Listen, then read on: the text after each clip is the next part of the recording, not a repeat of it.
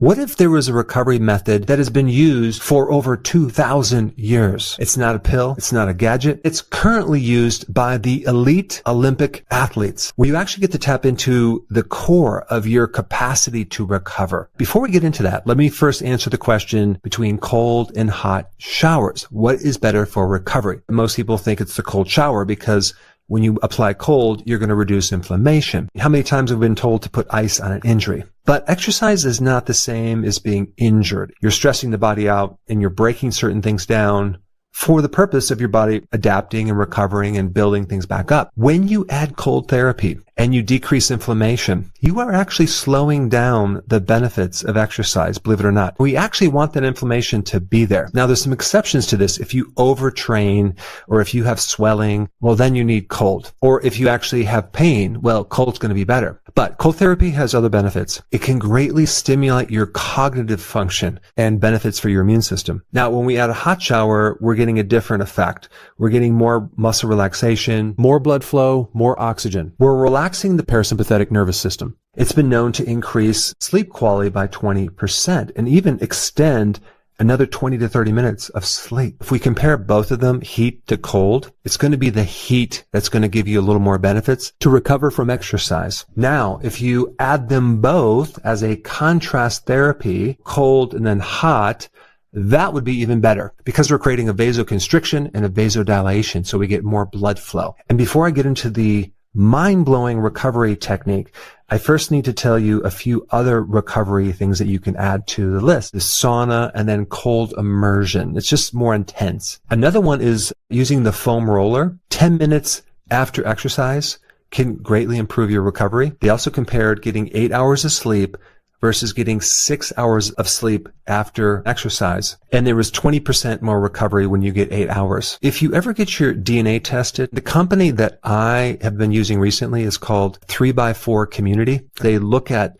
what type of exercise you should be doing for your DNA and cross-reference that with how you recover. Now let's get into something very cool, something that can actually give you so much exercise repair, and it's actually very, very simple. It doesn't require even any exercise at all. You ready for this? Intermittent hypoxic training. So it's kind of similar to intermittent fasting where you're doing a short-term starvation and then you eat, right? But guess what? Intermittent hypoxic training, you're restricting your oxygen going into your lungs. You can buy an air restriction mask. You can even hold your breath. It actually has effects that mimic endurance exercise without exercise. You actually mimic a high altitude environment. It'll strengthen your metabolism as well as enhancing the growth of your muscles and at the same time decreasing inflammation. It's one of the most powerful things to speed up recovery. And top elite athletes do this all over the world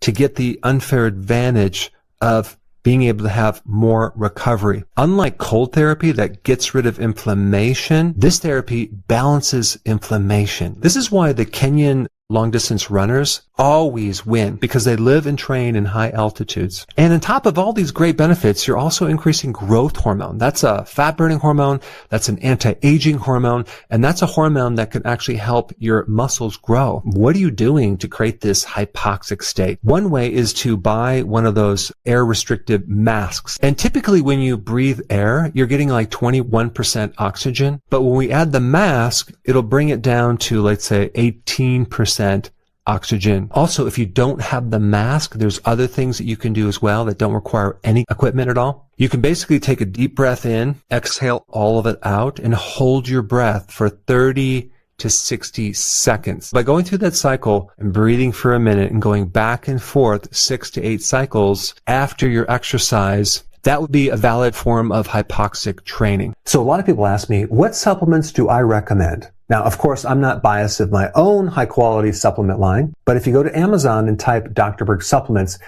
you'll find more information. But then here's the big question. Should you do this type of training while you're working out or when you're done working out post-exercise? You want to do this hypoxic training right when you're working out. This will amplify the signals to the muscles to grow. Let's say, for example, your goal is not necessarily muscle growth. It's going to be recovery. Or maybe you want more endurance. Then you would want to do this hypoxic training after the exercise. That would mean just putting on this mask for 5 minutes, okay, breathing through it. It's restricting your air, and then taking it off for 5 minutes and breathing normally, and then putting it back on with a cycle of 6. So you're doing it 6 different times. And this is after the workout. And of course, because we're dealing with something that can affect your health, you want to check with your doctor before doing this, because I don't want someone with a bad heart to do this and then pass out. Now, let's say, for example, your goal is to improve an injury. Then you would do hypoxic training while you exercise,